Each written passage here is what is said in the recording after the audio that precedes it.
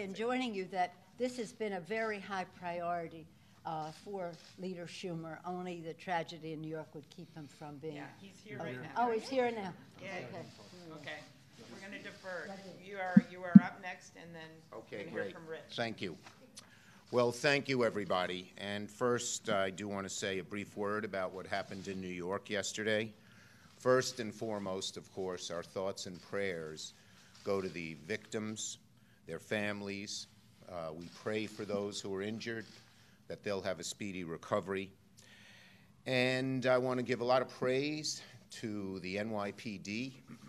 The young officer, 29, who saved a lot of lives, is so typical of our first responders. Now, I ride that bike path regularly. It's one of my favorite bike routes. My daughter went to Stuyvesant High School, right where this occurred, so this has hit home. It is home. But I'm also so proud of New Yorkers. The Halloween parade, the immense Halloween parade, went on last night as usual. Everyone. My grandchildren were there. There you go. I know them. They're beautiful boys. Everyone went to school today. The kids went to Stuyvesant. The terrorists can't divide us. They can't get us down. Now, I know you're all going to have a lot of questions on this subject, so what we're going to do is talk about our subject of the day, so important, and then I will hang around for questions so everyone doesn't have to hang around while you ask me all those questions, okay? So first, I want to thank our labor leaders for being here. Rich Trumka, Lee Saunders, Lily Eskelsen-Garcia, Randy Weingarten, Chris Shelton, Mark Perone, and Thea Lee. They're great leaders. We all worry about the decline of the middle class. And the number one reason for the decline of the middle class is the assault on unions and on labor that's occurred over the last 30 years. Labor unions created the middle class. Before the labor unions, there were a few rich people and a lot of poor people, but not that big a middle class. And the whole big, beautiful middle class that America prides itself on was done by the sweat of the predecessors of these folks who organized people and fought. It didn't come easy, for better wages and better benefits and better retirement. Families had great opportunities. You look at the 70s when America was 35% organized, the golden era of America. People bought homes, had cars, went on vacations. No one was worried about their kids' future. And so it was great. So the great, thriving middle class of America was built on the blood and sweat of labor unions. But for the past few decades, through today, the union movement is under attack, vicious, relentless attack by big corporate interests. They use the Congress, they use the courts, and they use the battlefield where people work to undo labor unions and prevent new labor unions and new organizing from happening. It's well funded by a small group of rich, greedy people who really want to destroy the America we know so they can have a few more bucks in their pockets. And its goal is to eliminate the freedom of people to come together in strong unions. That's all it is. People want to come together. I just read a letter put out by one of these right-wing groups. Despicable. It lies to people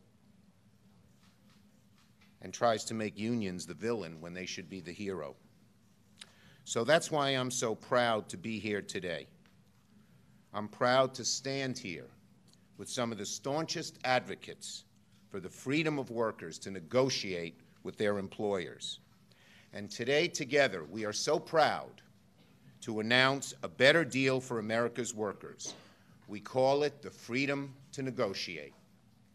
We're offering the middle class and those struggling to get there a better deal by taking on companies that undermine unions, underpay workers, and beginning to unwind a rigged system that undermines every worker's freedom to negotiate with the employer. They have found countless ways to get around unions, whether it's by going after bargaining directly or setting up these subsidiaries and that don't do union labor. I met a young woman on minimum wage, cleaning toilets at Kennedy Airport.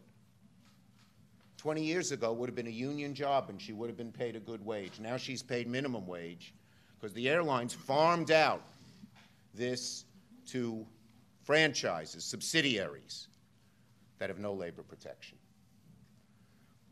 Our better deal, the freedom to negotiate, will turn things around for America. And we are going to fight, fight, fight to get this done. And now I call on Rich Trumka. Great. Thank you, Rich. You bet. Thank you, Leader. Last week, the AFL-CIO held our convention in St. Louis, and we listened to working people, and we came together around a bold agenda that will improve the lives of all working people. And today, we're here to talk about how the Democrats right here, these leaders, they also listened, and they responded with a true workers' rights agenda as part of the better deal. And I want to thank Leader Schumer and Leader Pelosi and everyone up here today with us. These are true champions of working people. When too many politicians have lost their way, and they haven't, they listened to workers and then decided what workers needed and are doing something about that. We see their leadership every day, and it's led to these very, very important proposals. And I'm proud to stand with them as the Democratic Party embraces strengthening unions and expanding collective bargaining as a core value and as a necessary element of a fair and growing economy, and quite frankly, as a necessary element for democracy itself. In the labor movement, we're ready to take on the challenges of our time, and we're building the unified and diverse movement to do it. We're devoting more resources to organizing and building new alliances, and we're leading with our issues and engaging working people at every level, every day. But we also know that the law is going to have to change so that there's a level playing field. And I can tell you countless stories about how our current labor law has completely failed working people, how employers see taking away rights from workers as simply a cost of them doing business, and how there's a coordinated, well-funded attack on the freedoms of working people from the state level to the Supreme Court. So changing these rigged rules of our economy by uniting behind the labor proposals in the better deal is the right step forward, not only for the labor movement, but for the Democratic Party, for our country, and for our economy. To be perfectly honest, Democrats in the past in some ways have lost their connection with working people in our communities who made up their base for generations. But these proposals will strengthen those bonds. And each time one of these policies gets passed, that bond will become stronger and stronger. And that's why today's set of proposals have to be more than just proposals, because improving the lives of working families has to be the fundamental basis for which Democrats fight. And I'm confident, I'm very, very confident that the Democratic leaders that you see here today will do just that. And we're ready to do our part to make real policy change. Again, I want to thank Senator Schumer, Leader Pelosi, Senator Murray for her leadership, and for all the people that are up here for the great work that they did and they do every single day.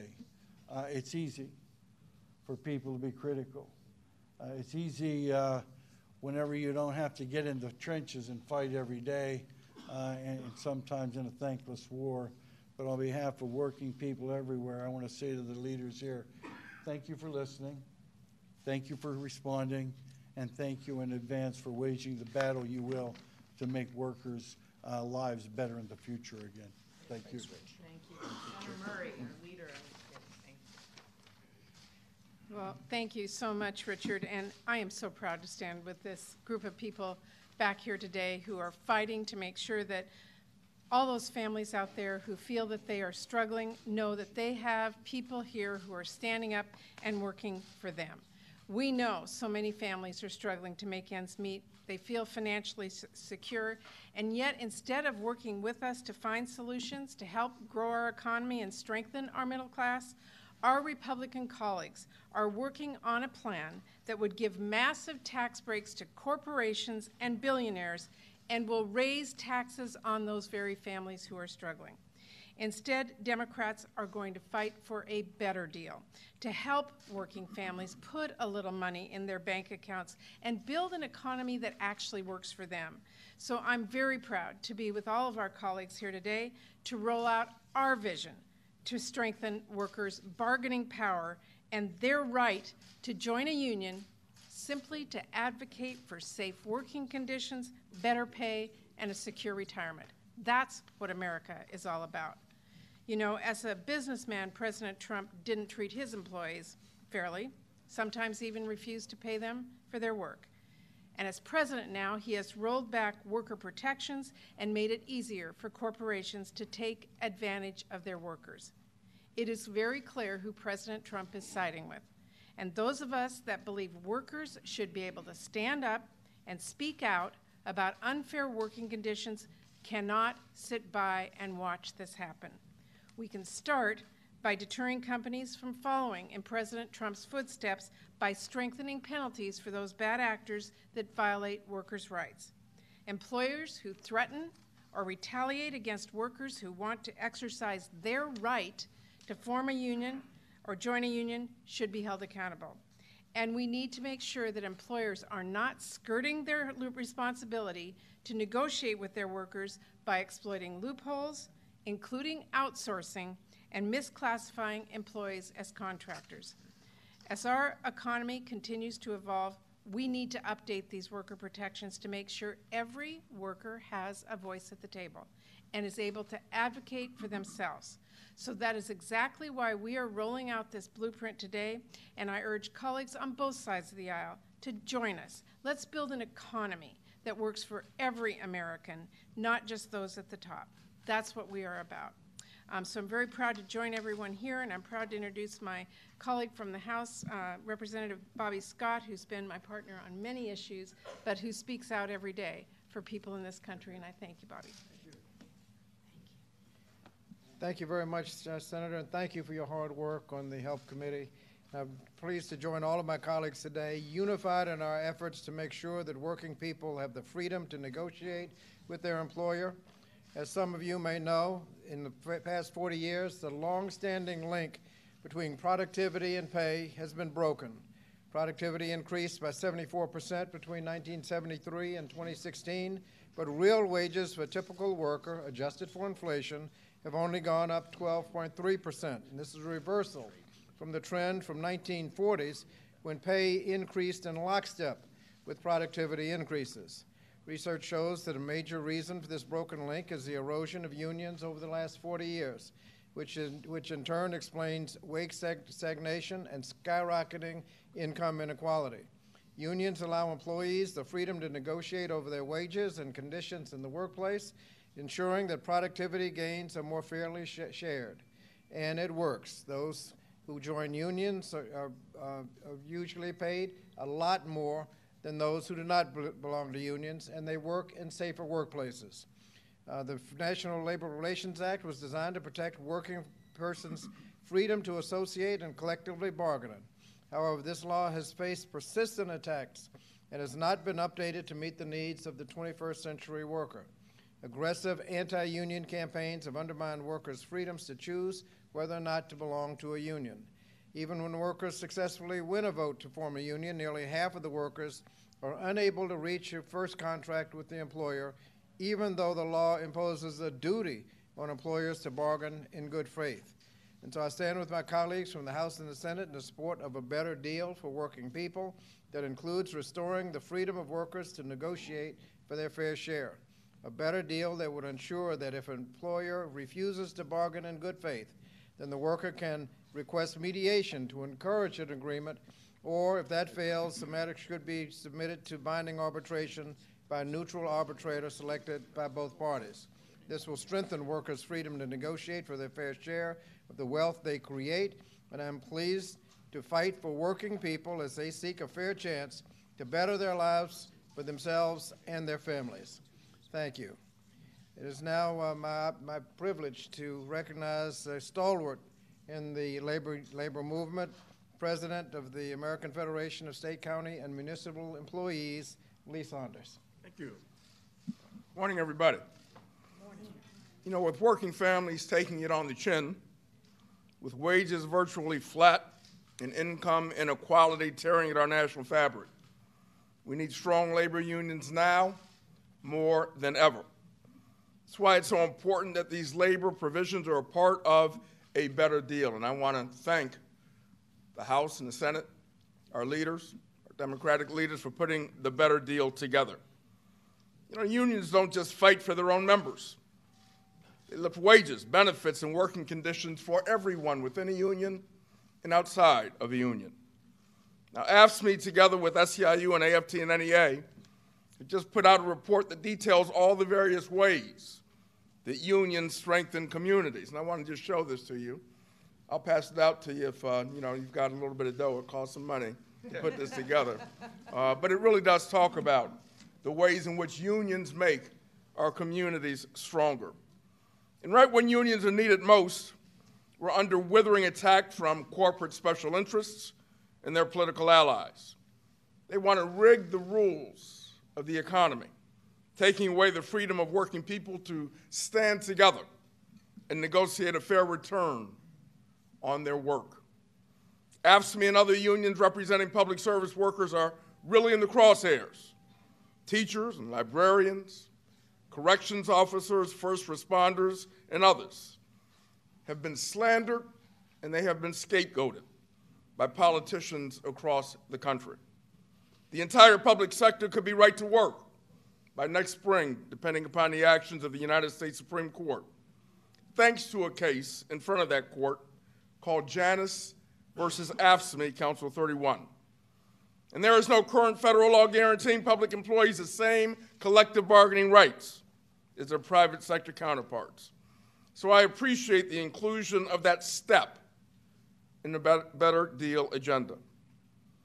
You know, unions are more important than ever to a thriving middle class, to shared prosperity, to an economy that works for everyone, not just a few. I'm proud and pleased to be working with Senate Democrats toward those goals. Thank you very much. And now I will turn it over, or you will turn it over. Okay. Thank you. Thank you. Thank you so much, Lee. I'm here to talk about a part of the Better Deal, which is the role the federal government should play in being a leader, and actually the role the White House should play in not being divisive, but in uniting people, just as we stand united up here today. So for me, my example of how you get by in an economy is my grandpa. He worked 1,500 feet underground in the mines up in Ely, Minnesota his whole life, never graduated from high school, and it was unions that saved his life. Miners were going down. Caskets would be lined up in the Catholic Church every Sunday. But unions stood up for better rules for the mines and made them safer. And then he had 2 kids with my grandma, my dad, and his brother. They were both the first in our family to even graduate from high school. My dad got a journalism degree and then went on and was part of the newspaper guild. And then he met my mom, who came over from Milwaukee, very poor family during the Depression, and she got ahead because she became a teacher, and she was part of the teachers union. And at her funeral, blown up, I had a picture of her on the picket line in one of the first teacher strikes in our state. And I literally am here as the granddaughter of an iron ore miner and the daughter of a teacher and a newspaper worker and the first woman elected to the Senate from my state. That wouldn't have happened except for unions. So I really view these union members in my life as my role models and my example. And I think that's what we should expect from the federal government and from our president. So what we do in this better deal is that we call for companies that receive grants and contracts from the federal government to protect the rights of their workers to organize and to join a union. And that is the ability to use the purchasing power of the federal government to protect workers' rights, and to make sure that federal contractors and grant recipients notify workers of their collective bargaining rights so those workers that want to can join a union. It gives them that freedom to join a union. I think that's the least that we can expect of our federal government. So thank you for allowing me to be part of this, and I'm just honored to be here with these great union leaders. So now I want to call on great congressman from New York, Congressman Hakeem. Brooklyn. Okay, oh, I meant New York State. I was going to get to that in a minute, since it is the district that my daughter is living in, so he has direct responsibility now for my own child. So I want to thank you for your leadership and thank you for being here. Thanks. Thank you, Senator. I am the son of a union household. My mom, a caseworker. My father, a substance abuse social worker. Both of them public employees raised in a working class household in central Brooklyn. Proud to stand with my colleagues in government and these tremendous leaders of organized labor who do so much for so many across the nation.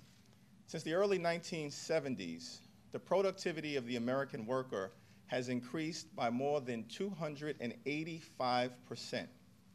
But during that same period of time, wages have increased by less than 10%. And so the productivity gains of the American worker have not gone to the American worker. Instead, they've gone to the privileged few, to the wealthy and to the well-off, to millionaires and billionaires, to special interest corporations. It should always be the case in America that if you work hard and play by the rules, you can provide a comfortable living for your family. But for far too many Americans, that basic contract has been broken. As a result of the globalization of the economy, poorly negotiated trade deals, the outsourcing of good-paying American jobs, the rise of automation, and above all else, the decline in unionization. The American worker is getting a raw deal, and we're determined to do something about it. The American worker deserves a National Labor Relations Board that works for them and not against them. The American worker deserves a National Labor Relations Board that promotes the freedom to organize and doesn't undermine the freedom to organize. The American worker deserves a National Labor Relations Board that ensures free and fair elections on a timely basis and doesn't delay, deter, or destroy their aspirations to join a union. The American worker deserves a better deal focused on better jobs, better wages, and a better future, and that's what we're determined to deliver. It's now my honor and my privilege to introduce one of the leading educators in the nation, Lily Garcia, the president of the National Education Association. Thank you. Y buenos dias. I am Lily Eskelson Garcia. I'm here representing the 3 million members of the National Education Association, educators across the country. And I am so proud this morning to be up here speaking about the rights of working people to organize, for educators and for the parents of the students that we serve. Unions have always provided that pathway to the middle class, and we're needed more than ever now that we are deep into an era where the economy is more and more rigged in favor of the wealthy and the powerful. We know as unions succeed, families and communities succeed. And for educators, I know it seems like coming from the great state of Utah, you don't think of unions and powerful unions when you think of Utah. We are everywhere. And we are bargaining for the common good, for what our students need as well as what we need for professionals. We're bargaining for smaller class sizes, for professional development. We're bargaining for recess for elementary students. And we wouldn't be able to do that without the freedom to join together and form a union. Working people, both in the public and the private sectors, have to have that freedom. In the private sector, the union of workers is the balance of power. It's the balance of big money and big wealth, so that all the power isn't on one side, and that's on the side of the wealthy owners. And that's why we are so supportive of this Better Deal platform, and we're going to fight for the integrity of unions to be able to have those elections so that their workers can end up with a balance of respect at that bargaining table. The public and the private sectors are here today together, making sure that we have one united voice, political and labor leaders, and our commitment to protect that integrity of union elections, keep the corruption, keep the tainted results out of the process. This Better Deal platform stands up for working people, and it's why we're all standing here today. It is my honor to introduce my sister, Randy Weingarten, President of the American Federation of Teachers. So this is, to borrow an old union song, this is a which side are you on moment. You think about what Leader Pelosi said before. Look at what some people, the GOP leadership in the Congress, is doing this week. They're trying to get tax giveaways to the rich who have already rigged the economy against working people all throughout the economy. And here we stand very proudly with the Democratic leadership, who is actually saying we care about the individuals, like that cop who ran into danger, like that teacher who right now today is helping a kid graduate from high school, or that home care worker who is actually changing an elderly person because that elderly person can't change himself, or the retail clerk or the miner that Senator Klobuchar talked about, or the people who are renovating LaGuardia Airport or creating water filters for the people in Puerto Rico. They need a shake in life. They need a better deal. And that's why we stand proudly with the Democratic leadership right now to have that better deal. That better deal starts with collective bargaining. It starts with having the freedom to negotiate. It starts with unrigging the laws to ensure that. That's why we are proud to be here. All right. Great. Questions? Questions for the three of us? First on this topic, please. Let's acknowledge what we're doing by Congress. Ah, sorry. Debbie Wasserman Schultz from Florida. from Florida. And then some of our union. Chris Shelton is here. Mark Perrone are also here. Thank you all for being here. Go ahead. This is obviously an impressive group, but it is all Democrats. Does any of this have a chance of becoming law in this Congress? Can you get Republicans to sign on to any of this? Well, we're going to work very hard to get some of our Republican colleagues to sign on because it's the future of America. They say they want to help the middle class. Tax cuts for the rich aren't going to help the middle class. Helping labor unions organize does. That's what history shows. So we hope we can get our Republican colleagues to join in. If not, we're going to campaign on this issue. Working people are going to come back to the Democratic Party. They'll see that our Republican colleagues, Donald Trump, are not for helping working people. And then, should we each get the majority, this will be at the top of our list early January 2019. Nance, do you want to? Well, I would hope that that a sense of fairness among some of our Republican colleagues, and they have expressed from time to time their interest in being helpful. So we'll take it one initiative at a time.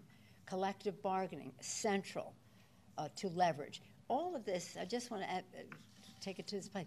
All of this is about who has the leverage. And as you heard our colleagues and our leaders from organized labor speak, they talked about putting leverage into the hands of America's workers. I think that there would be some members on the Republican side who would want to do that. But we want to put this out to the public. Again, public sentiment is everything.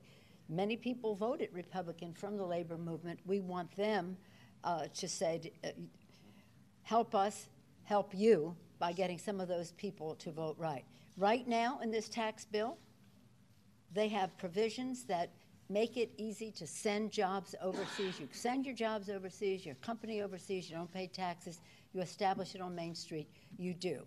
That's a big problem for the workforce in our country, and it takes leverage away from our initiatives to increase organized labor in our country. So people have to see what is at stake and why these priorities were chosen.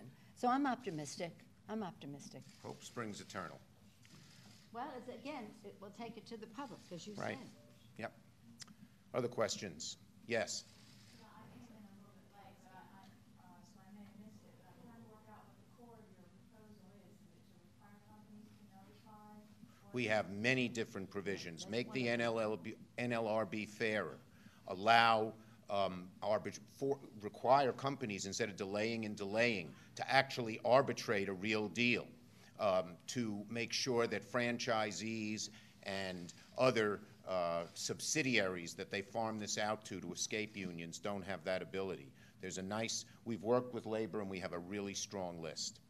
Has President Trump ever said anything to you in your time that would indicate any sympathy for unions? No.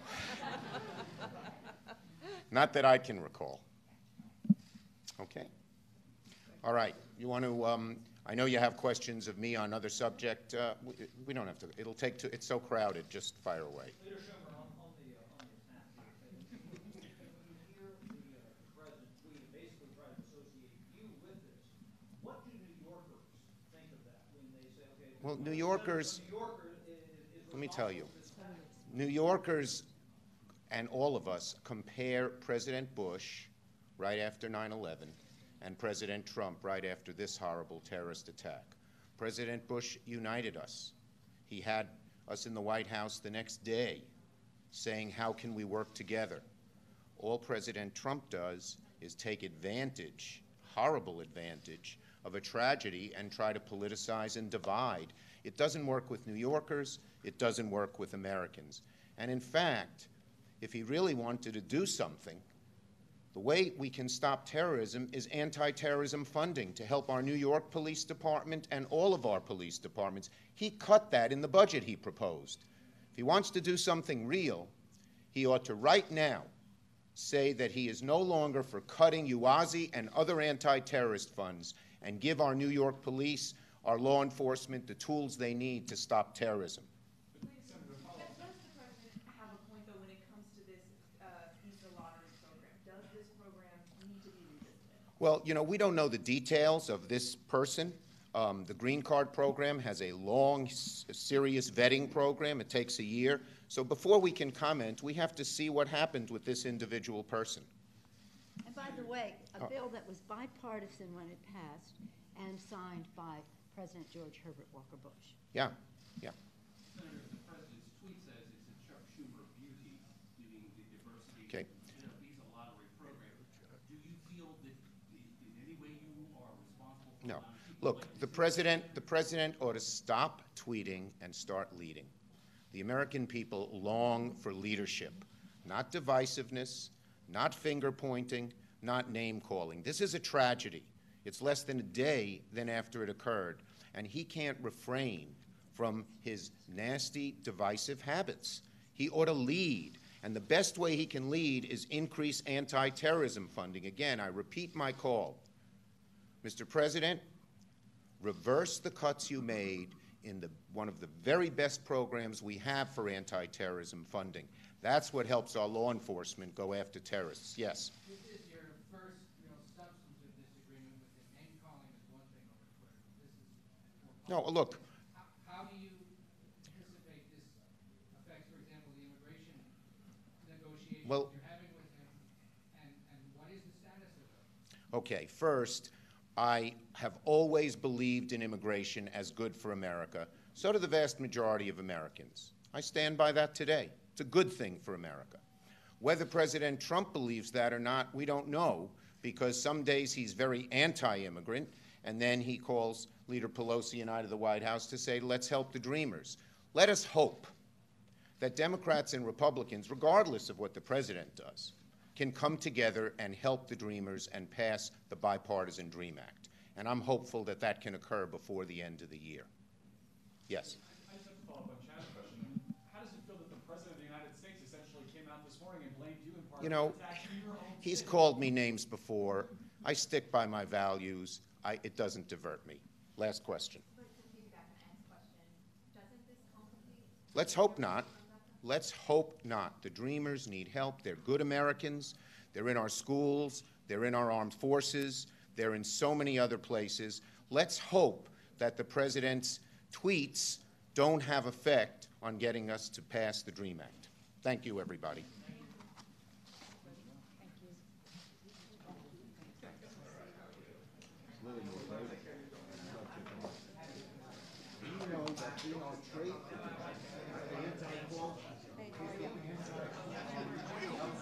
Okay.